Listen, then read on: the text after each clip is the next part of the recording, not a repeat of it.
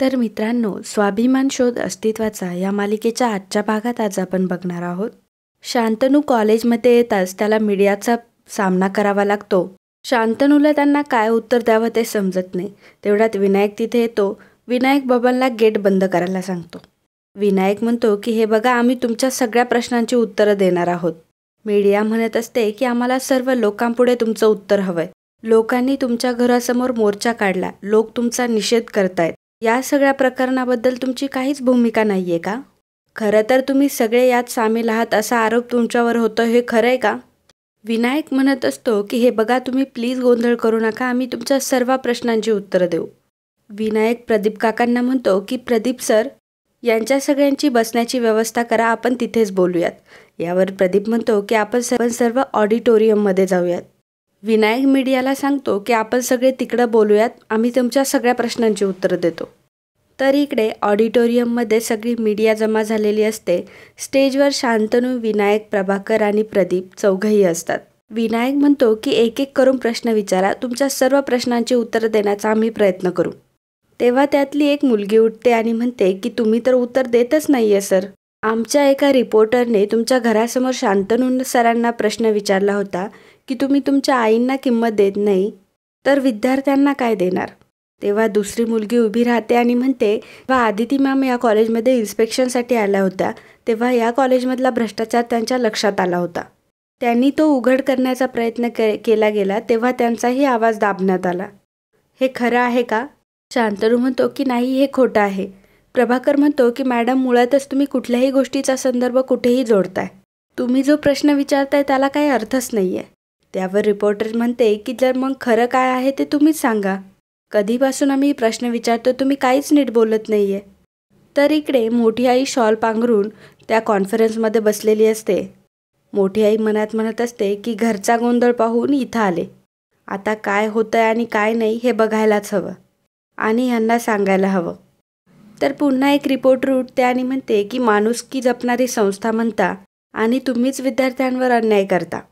तुमच्या संस्थेतल्या दोषी माणसांनी विद्यार्थ्यांचं नुकसान केलंय आणि तुम्ही त्यांचीच साथ देताय. तेव्हा शांतनू म्हणतो की नाही, हे खोटं आहे. आम्ही कधीही कोणालाही चुकीच्या गोष्टीमध्ये साथ दिलेली नाहीये. सूर्यवंशी संस्थेत कुठलेही गैरप्रकार झालेले नाहीये. रिपोर्टर म्हणते की तुम्ही खोटं बोलताय शांतनू सर. तुमच्या या खोटेपणामुळे अनेक विद्यार्थी हे कॉलेज सोडून जाणार आहेत आणि त्यांचं खूप मोठं नुकसान होणार आहे. तेवढ्यात एक रिपोर्टर उठतो आणि म्हणतो की तुमची अजून हाव सुटलेली नाहीये. तुम्ही सगळ्यांनी मिळून हे उद्योग केलेत आणि त्याचे परिणाम विद्यार्थ्यांना भोगावे लागत आहे. प्रभाकर म्हणतो की तुमच्या या आरोपांना काहीही अर्थ नाही आहे. तुमच्याकडं असलेले सगळे पुरावे चुकीचे आहेत. तेव्हा एक रिपोर्टर उठते आणि म्हणते की हे उत्तर शांतनू सरांना देऊ द्यात ना. दुसरी रिपोर्टर उठते आणि म्हणते की शांतनू सरांचा संशयाशी जास्त संबंध होता. सूर्यवंशी साहेब आणि शांतनूच सगळे कारभार बघत होते, तेव्हा फक्त त्यांनाच बोलू द्यात. शांतनू काहीही बोलत नाही. तो मान खाली घालून बसून घेतो. तेवढ्यात पल्लवी तिथे येते आणि म्हणते की तुमच्या सर्व प्रश्नांची उत्तरं मी देते. सगळेजण पल्लवीकडे मागे वळून बघतात. पल्लवी स्टेजवर येते. पल्लवी म्हणते की मी तुम्हाला विनंती करते की कुठल्याही चुकीच्या माहितीवरून तुम्ही वाटेल ते आरोप करू नका. रिपोर्टर म्हणते की म्हणजे तुमच्यावर जे आरोप केले ते चुकीचे असं वाटते तुम्हाला? संस्थेत भ्रष्टाचार झालाच नाही असा दावा आहे की काय तुमचा? दुसरी रिपोर्टर उठते आणि म्हणते की तुमच्या कॉलेजमध्ये भयंकर वशिलेबाजी चालते, त्यामुळे विद्यार्थ्यांच्या मनात संताप आहे. संस्था आपल्यावर दडपशाही करते ही त्यांची भावना चुकीची आहे का? याबद्दल सुद्धा आम्ही काही बोलायचं नाही. तेव्हा पल्लवी म्हणते की बोला ना, तुम्ही बोलायचा पूर्ण अधिकार आहे तुम्हाला, पण जे सत्य आणि योग्य आहे ते बोला. इथल्या कितीतरी मुलांना हे कॉलेज सोडून जावं असं वाटतंय. हे कॉलेज भ्रष्ट आहे असंच म्हणणं आहे ना तुमचं? मग ठीक आहे, हे तुमचे गैरसमज मी तुम्हाला आता सिद्ध करून दाखवते. पल्लवी म्हणते की शुभम सर, तो व्हिडिओ आम्हाला दाखवता का? आणि मग शुभम सर पुढे येऊन लॅपटॉप ऑन करून लॅपटॉपमध्ये तो व्हिडिओ सर्वांना दाखवतात. त्यामध्ये त्यांनी मुलांचं मत घेतलेलं असतं. त्यातला एक मुलगा म्हणत असतो, त्यामध्ये रिपोर्टरने प्रश्न विचारलेला असतो की एवढं सगळं होऊनही तुम्हाला इथेच कॉलेज करावंसं वाटतं का? तेव्हा तो मुलगा म्हणतो की हो, नक्कीच वाटतंय. इथं जो काही प्रकार झालाय तो चुकीचा आहे, पण मार्क्स वाढवणं, वशिलेबाजी हा प्रकार फक्त श्रीमंत मुलांच्या बाबतीत झालाय. त्यासाठी सगळ्या संस्थेवर कसा काय आरोप करणार? एक मुलगी म्हणते की मी खूप लांबून शिकायला आले. सूर्यवंशी कॉलेजमध्ये माझं शिक्षण व्हावं ही माझी खूप इच्छा होती आणि इथे ॲडमिशन होण्याआधी माझी एंट्रन्स झाली, एक्झाम झाली आणि त्यामध्ये पास झाल्यानंतर मला कुठे ॲडमिशन मिळालं.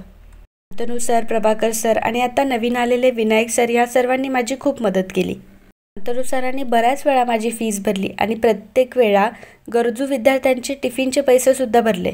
तर दुसरा मुलगा म्हणतो की आम्हाला कॉलेजमध्ये कुठलाही त्रास झालेला नाही आहे आणि मोठ्या सरांनी जी चूक केली त्याची शिक्षा दुसऱ्यांनी का भोगायची आणि त्यासाठी बाकी स्टाफ आणि आमच्या मुलांचं नुकसान कशासाठी. मोठी आई मनात म्हणत असते की फारच दीडशानी आहे ही मुलगी. आपल्या लोकांना वाजवण्यासाठी सगळी तयारी करून ठेवली हिने. ही पोरगी कुठे काय काय करेल काही नेम नाही. तर शुभम सर मुलांना विचारत असतात की या प्रकरणामुळे तुमच्या सरांवर काही कारवाई व्हायला हवी की नको. तेव्हा मुलं म्हणतात की ज्यांनी भ्रष्टाचार केलाय त्यांच्यावर कारवाई व्हायलाच पाहिजे, परंतु त्यांच्या कुटुंबातील लोकांना चुकीची शिक्षा होऊ नये असं मला वाटतं. शुभम सर विचारतात की मग तुम्हाला आता कॉलेजमध्ये राहावंसं वाटतंय की नाही. तेव्हा एक मुलगा होतो की सूर्यवंशी कॉलेज आमचं आहे आणि आम्ही हे कॉलेज सोडून कुठंही जाणार नाही. पल्लवी म्हणते की बघितलं, तुमच्यापैकीच एका पत्रकाराने विद्यार्थ्यांची मतं जाणून घेतली. खरं तर तुम्हीही या मुलांशी बोलू शकता, आमची काहीही हरकत नाही. कितीतरी मुलांना हे कॉलेज सोडून जावंसं वाटतंय, त्यांच्यावर दडपशाही होते. हे सर्व आरोप तुमचे खोटे आहेत हे आता तरी पटतंय ना तुम्हाला. तुम्ही स्वतः कोणाशी न बोलता डायरेक्टली यांच्यावर आरोप करताय हे तुमचं चुकीचं आहे. आणि मला माहिती आहे की हे जे काही झालं त्याचा विद्यार्थ्यांना राग आहे, परंतु ही संस्था त्यांच्यावर कधीही अन्याय करून देणार नाही हा आमचा विश्वास आहे. रिपोर्टर उठते आणि म्हणते की काय आहे ना, तुम्ही पण सूर्यवंशी कुटुंबाचा एक भाग आहात, त्यामुळे तुम्ही त्यांचीच बाजू घेणार. पल्लवी म्हणते की अजिबात नाही, मी आधी सूर्यवंशी कॉलेजची विद्यार्थिनी आहे आणि नंतर सूर्यवंशी कुटुंबाची सून. मी इथे विद्यार्थी प्रतिनिधी आहे, त्यामुळे विद्यार्थ्यांचं नुकसान मी कधीही होऊ देणार नाही. हा आता दोषी असलेल्या व्यक्तीवर काय कारवाई करण्यात आली आहे हे संचालक मंडळच तुम्हाला सांगेल. भ्रष्टाचार जर पाठीशी घालायचा असता तर संस्थेने ही कारवाई कधीच केली नसती. रिपोर्टर म्हणते की अहो पण त्यांनी तर सगळं प्रकरण दडपण्याचाच प्रयत्न केलाय मॅडम. विनायक म्हणतो की तुम्ही पुन्हा अत्यंत चुकीचे आरोप करताय. विनायक म्हणतो की पुरुषोत्तम सूर्यवंशी यांना बोर्ड ऑफ डायरेक्टर नाही तर आमच्या कॉलेजमधूनच त्यांना बाहेर काढलंय. माझे वडील, यांचे काका, यांचे भाऊ आणि यांचे सासरे जरी असले ना तरीही त्यांच्यावर कठोर कारवाई आम्ही केली आहे.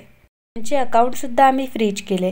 तेव्हा पल्लवी म्हणते भ्रष्टाचार जर पाठीशीच घालायचा असता तर संस्थेने ही कारवाई कधीच केली नसती. विनायक म्हणतो की आम्ही त्यांच्याकडून नुकसान भरपाई पण मागणार आहोत. त्यांनी नुकसान भरपाई दिली नाही तर आम्ही त्यांच्यावर केस करणार आहोत. त्याबाबत कुठलीही हायगाई केली जाणार नाही. मोठी आई मनात म्हणत असते की अरे ते तुझे वडील आहेत ना, नक्की काय ठरवलंयस तू. पल्लवी म्हणते की पुरुषोत्तम सूर्यवंशी यांना दिलेल्या नोटीसबद्दल या काही कॉपीज आहे. मग बबन दादा रिपोर्टर्सला त्या कॉपी देतो. पल्लवी म्हणते की जसं की तुम्ही यात बघताय तर 1 कोटी रुपये आम्ही त्यांना नुकसान भरपाई म्हणून द्यायला सांगतोय. कुटुंबातल्या प्रमुख व्यक्तीने ही चूक केल्यामुळे आम्हाला सर्वांना त्याचा त्रास होतोय आणि आम्ही तो भोगतोय सुद्धा. त्यामुळे आम्ही प्लीज तुम्हाला विनंती करतो की यापुढे आम्हाला सहकार्य करा. आणि हो, आणखी एक, तुम्ही असं म्हणाला होता की शांतनू सूर्यवंशी त्यांच्या आईची किंमत करत नाही. असं म्हटल्यावर त्या इथल्या विद्यार्थ्यांची किंमत ते कशी करणार. शांतनू सरांसाठी त्यांची आई काय आहे, त्यांच्या आईसाठी त्यांनी काय काय केलं आहे हे कदाचित तुम्हाला कोणाला माहीतच नाही आहे.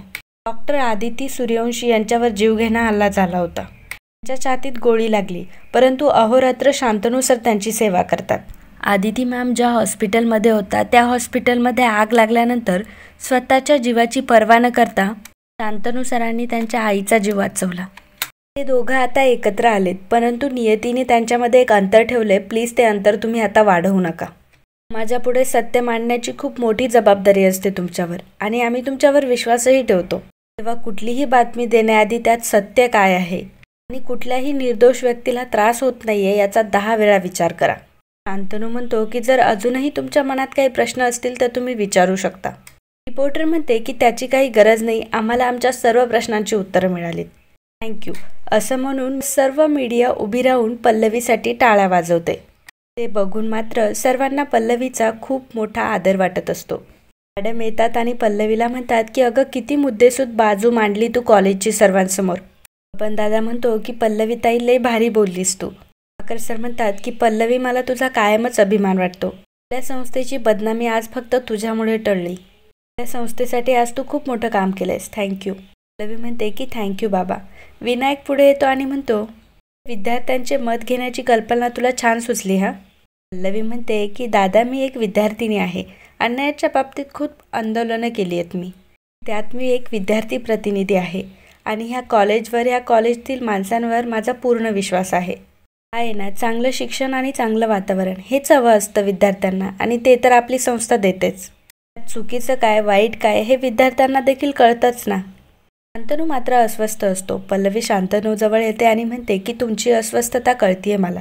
आपल्या घरी जे घडलं, संस्थेत जे घडलं, त्याचा सगळ्यांनाच त्रास होतोय.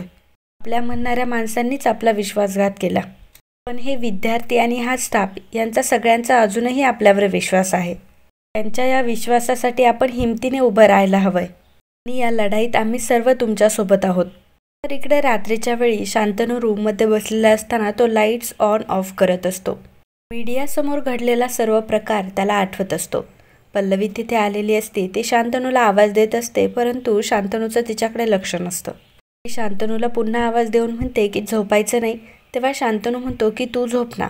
आणि मग पल्लवी शांतनूचा हात हातात घेऊन म्हणते की तुम्ही अस्वस्थ असल्यावर मला झोप लागेल. तर अहो, काय चाललंय? अशा छोट्या गोष्टीचा विचार करून का त्रास करून घेताय स्वतःला? आयुष्यात तर रोजच नवीन संकटं येणार आहेत, पण त्यांना स्वीकारून, त्यांना चॅलेंज करून पुढे जायला हवं ना. शांतनू म्हणतो, पण हल्ली खूप थकायला होतं मला पल्लवी. असं वाटतं की हे वाईट दिवस कधी संपणार आहेत. एकही चांगली गोष्ट घडू शकत नाही का आपल्या आयुष्यात? पल्लवी म्हणते की आपल्याला फसवणारी वाईट माणसं कोण आहेत हे कळलंय आपल्याला. हीच केवढी मोठी गोष्ट आहे. यापुढे आपल्याला आणखी काळजी घेता येईल. सावध राहून आपल्या कुटुंबाला आपल्याला अजून आनंद देता येईल. शांतनू, संकट तर येतच राहणार आहे, पण त्याला सामोरं जाताना आपल्याला आपल्या माणसांची साथ हवी. शांतनू म्हणतो की पण आपलं कोण आणि परकं कोण हे कळायलाच खूप वेळ लागलाय मला. असं वाटतं की मी कोणावर पण विश्वास ठेवतो, कोणीही मला फसवू शकेल. इथून पुढे समज की मी कोणावर विश्वास ठेवला आणि त्याने परत मला फसवलं तर? तुझ्या बाबतीत, आईच्या बाबतीत, आणि मी तुम्हाला वाचूच शकलो नाही तर? आणि मित्रांनो, आजचा हा भाग इथेच संपतो. पुढील भागात आपल्याला पाहायला मिळणार आहे, ज्योती म्हणत असते की ही पल्लवी दरवेळी माझ्या वाटेत आडवी येते, हिच्याकडे आता बघायलाच पाहिजे. तर पल्लवीने ज्या नोट्स काढून ठेवलेल्या असतात त्या ज्योती गोळा करते आणि जाळते. दुसऱ्या दिवशी पल्लवीला घरासमोर राख झालेली दिसते. पल्लवी त्यातून एक पान उचलते तेव्हा तिला कळतं की ही तिचीच वही आहे. पल्लवी ज्योतीकडे जाते आणि म्हणते की ज्योती, मला माहिती आहे की माझी वही तूच जाळली. थोड्यातच तिथे विभावरी येते. विभावरी म्हणते की का ग, एवढी का चिडलीयस? ज्योतीने परत काही केलं का? तर मित्रांनो, कालच्या भागात कमेंट करणारे आपले दर्शक होते अजय वागचौरे, साधना धुमाळ, थंडर बी, वैशाली लांडे, प्रज्ञा, नीता खीर, सुमन धेंडे, संजीवनी कोलगे, अलका, सुलभा देवजी, आकाश जाधव, विशाल कदम, गुरु मोरे, ज्योती पाटील, अनिता पाटील, माया रणदिवे, प्रसाद महाडिक, हर्षाली मोरे, गौरव खोले, संतोष कोटकर, अजय वागचौरे, मुकुंद कुलकर्णी, थंडर बी, छाया कुलकर्णी, किसन बुगडे, सविता भुरेवर, शांतनू, तना गावडे, मृणाल जोशी, थंडर बी, सचिन धुमाळ, सुमन चव्हाण, सुशांत शिरोडकर, मीना वैद्य, तानाजी दाभाडे, प्रवीण पाटील, निकिता साल्वी, मुकुंद कुलकर्णी, महादेव शिंदे, शुभम तावडे, रेश्मा भगत, अजय वागचौरे, रवींद्र कोमनत, चंद्रशेखर भातवाडेकर, शैला मांडगे, अजय वागचौरे, शैला पाटील, नीलम गीते, शिल्पा मुळे, प्रज्ञा जोशी, रेश्मा भगत, भाऊ निवाळे, धनश्री देशमाने आणि बीना परांजपे.